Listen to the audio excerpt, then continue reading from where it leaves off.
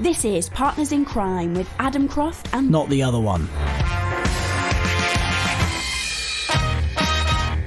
Hello and welcome to another episode of Partners in Crime, episode 165, and still not being dragged off the airwaves. I hope you're well. Adam Croft with you this week.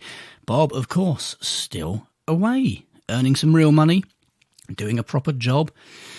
I don't know, eh? When I say that, I just got back from a lovely week on a Greek island, so feeling refreshed, very tanned, and just about, I think, ready to go for another episode. If you haven't been listening to the previous few weeks, you might not be aware that Bob is away for a bit of an extended period due to a very heavy work schedule and working abroad and on boats and all sorts of fun things, which I'm sure he'll tell us about when he's back. But in the meantime, some changes are afoot here at Partners in Crime Towers. More on those next week. You'll start to see those creeping in while we try and do something to keep you entertained while Bob is away. Now, I'm going to get onto some news stories in a little while, but this is the first episode in June. And that means, of course, there is a brand new book of the month, thanks to our friends at Kobo. This is available to our Partners in Crime patrons. If you are a Partners in Crime patron, you can get it absolutely free now. If you're not, don't worry, you can still get it. I'll explain more in a short while. But your free book of the month from Kobo for June is Where the Bodies Are Buried by A.S. French, who you might remember if you've been a Partners in Crime patron for a while. One or two of his books have been free books of the month before. This particular book, Where the Bodies Are Buried, was released in February and is a standalone crime thriller, which we think you're going to love. It's usually $3.99 on ebook, yours free if you're a patron. You might not have seen the post with a discount code just yet if you're listening to this early, but don't worry, it will be there very shortly. So do keep an eye on your Patreon dashboard, because patrons do get early access to every episode of Partners in Crime, plus lots of other funky stuff. Do go and check that out. We'd love for you to be our next patron to get that free book of the month and all of the other benefits. The link is in the show notes, or you can head over to patreon.com, that's patreon.com/Partners in Crime podcast. Right, onto some news then.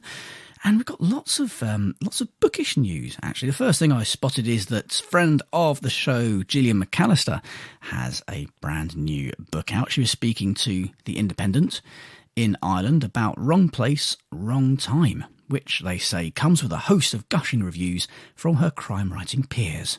Bravura, astonishing, one of the best books I've ever read. Apparently. Ruth Ware has praised the book as brilliantly genre-bending, and they say it bends more than that. A blend of mystery, sci-fi and psychological drama, the book messes with time, destiny, cause and effect, and ultimately the reader's mind in the nicest way possible. They say, think something along the lines of Philip K. Dick and Ruth Rendell teaming up to write The Seven Deaths of Evelyn Hardcastle. I'll leave that with you for a few moments. Liverpudlian mother Jen sees her son Todd stab a man to death outside their home, then wakes the next morning before the killing has happened and continues to wake deeper and deeper into the past. Each of the days she revisits has some significance to future, that is present, events. Can Jen solve the crime and thus prevent it before it takes place? Don't know about you, but that's got the hairs sticking up on the back of my neck. That's Wrong Place, Wrong Time by Gillian McAllister, and that is out now. I would strongly recommend you go and get yourself a copy of that. Also in the news, I noticed that CrimeReads.com had a very interesting list of the most unforgettable female leads in crime fiction, because they say female leads seem to be given a much harder time than their male counterparts. They can be strong but not bitchy, harsh but they must still display a softer side. And for goodness sake, beware of making them know-it-alls. Well, they've gone through and made a list of what they see as the strongest female leads in crime fiction, and they've come up with Amy Dunn in Gillian Flynn's Gone Girl, Beth Morgan in Samantha Downing's He Started It, Claire Macwoods in Bad Habits by Amy Gentry, Detective Inspector Angelica Henley in The Jigsaw Man by Nadine Matheson, Detective Constable Kat Kinsella in Kaz Freer's Shed No Tears, Connie Woolwine in The Shadow Man by Helen Fields, Lily Atwood in Her Perfect Life by Hank Philippi Ryan, Nellie Murdoch and Alice Hale in Karma Brown's Recipe for a Perfect Wife, Olivia Carson in Kerry Lonsdale's No More Words, Sarah Beth Shepherd in What's Done in Darkness by Laura McHugh, and actually that's the full list, so I hope you're listening, because that's all done now. There we go. We'll put the link in the show notes if you do want to read more about those female leads and why they have recommended them. I should mention at this point in time that Partners in Crime is only here, and these are the people you've got to blame, because of the very grateful sponsorship of Kobo, one of the world's largest ebook retailers. And because you're a listener to Partners in Crime, sorry about that, you can get a massive 90% off your first ebook purchase from them by using the promo code CRIME22, that's CRIME22, at the checkout. You don't need an e-reader or a special device at all, although they are very, very good. You can simply download the free Kobo app to your phone or tablet and read there if you wish. If you've already used your CRIME22 promo code, then just follow the link in the show notes and you can get 40% off of selected titles for life using the promo code PARTNERS22. And of course, thanks as always to Kobo for keeping us on air. Seriously, thank you. In the news this week, I also read in the Sydney Morning Herald, which of course I read every morning, cover to cover, although it's the evening before it gets here. Murder and Mutilation in Fiction, How Much is Too Much? An article by Jane Sullivan a few days ago. She opens with a quote by Ruth Rendell, who gets a second mention on today's episode, who said, "I get very tired of violence in crime fiction. Maybe it's what life is like, but I don't want to do it in my books." And she says, "I wondered what Rendell would make of an episode of Ozark that left me not so much tired as numbed and horrified. Within a few minutes, one man had his fingernails pulled out, another man had his head entirely blown off by a shotgun, and a baby was plunged into a lake. I get it, the next Netflix series is a brilliantly hypnotic portrayal of a dark world, but did it need to be this dark?" Oh, pardon me, I got a bit of a cold coming in. She didn't say that, I did. She went on to say, "Crime fiction readers do have a choice. Those who are squeamish about blood and guts have the alternative world of cosy whodunits, such as Richard Osman's The Thursday Murder Club. Meanwhile, the noir deepens. Whether television shows are influencing books or vice versa, graphic depictions of murder, mutilation and torture are increasingly common in crime fiction. Don Winslow has said he finds the most difficult ethical decision in writing crime fiction is how to portray violence. For him, it's like walking a tightrope between sanitising evil acts and crossing into the pornography of violence. Lee Child said it's wrong to disconnect the portrayal of violence from its effects, but crime novelist Helen Black has mounted a defence of violence in books by saying the writers who get my heart pounding, Mark Billingham, Karen Slaughter, Boris Starling, to name only a handful, don't step back from the plate. She said glossing over a terrible act of violence lessens and cheapens it. Well, we'd be very interested to hear what you think on this. Email hello. Start again. Email hello@partnersincrime.online and let us know what you think. Do you like violent depictions in crime fiction, whether it be books or TV or movies, or do you like that to be sort of left in the background, a little bit Hitchcock style, that the mind can always conjure up something far worse than the pen or the camera?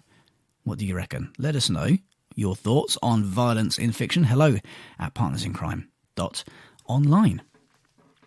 If you're looking for some recommendations for books to read, we have, of course, our recommendations of the week from the good folk at Kobo themselves. They have recommended a book released in September last year, Never Saw Me Coming, by Vera Kurian.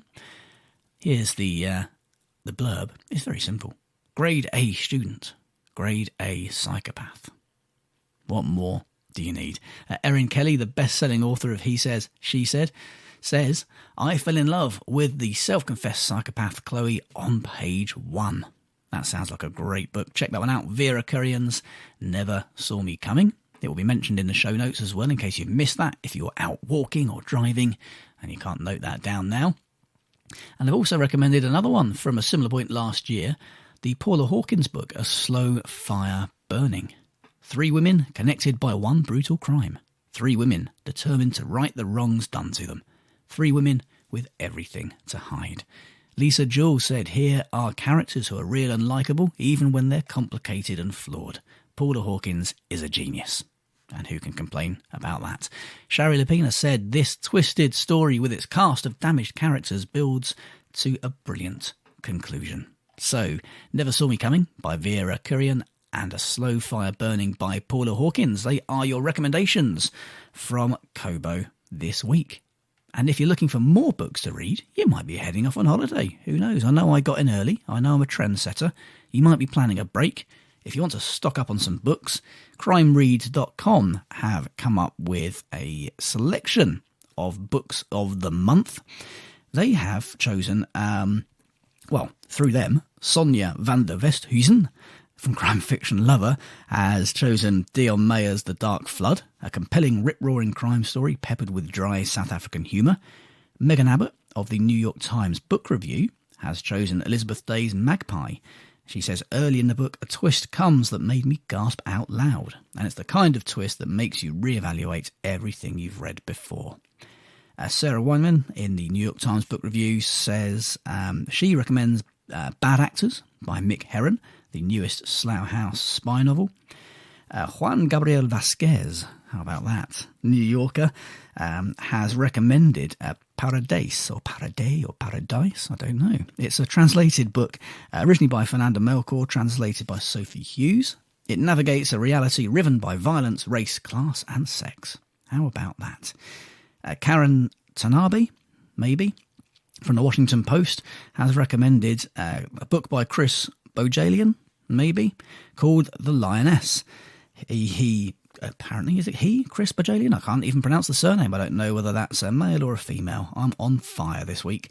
But apparently Bojalian, which it might be or it might not be, has shown time and again that with him, there we go, you don't know what you're going to get, but you know that the getting is good. Oh, God, to throw me another name. Harini Nagendra, the Bangalore Detectives Club. The danger level felt palpable and authentic. This is a treat for historical mystery lovers looking for a new series to savour or devour. Again, that's Sarah Weinman in the New York Times. And Michael Kerrigan in the Times Literary Supplement over here in the UK has recommended The Second Cut by Louise Welsh, who says, the narrative voice with its constant flow of dry and quirky observation keeps the reader enthralled, and so does the plot. Pleased to hear it. John Valeri from Criminal Element has recommended The Murder Rule by Dervla McTurnan, described as a masterclass in manipulation from an author who knows just how to pull the strings without revealing her amply skilled hand. Julia Maxwell from Booklist recommends The Change by Kristen Miller, a pointed, punchy and potent thriller for adults. And the final recommendation is by Suzanne Crone from Shelf Awareness. I love that.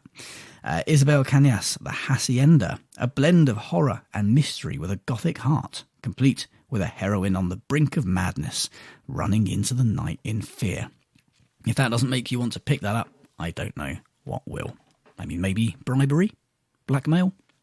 I won't use either of them. I'll just recommend you have a look at that list. It will be linked in the show notes. Plenty of reading for you to get on with this week. Not a lot of TV and film recommendations, mainly because I haven't been watching TV or film. I tend to leave that up to Bob, although I may know somebody who can help with that. Although I think I'll leave you hanging until next week. Have a good one.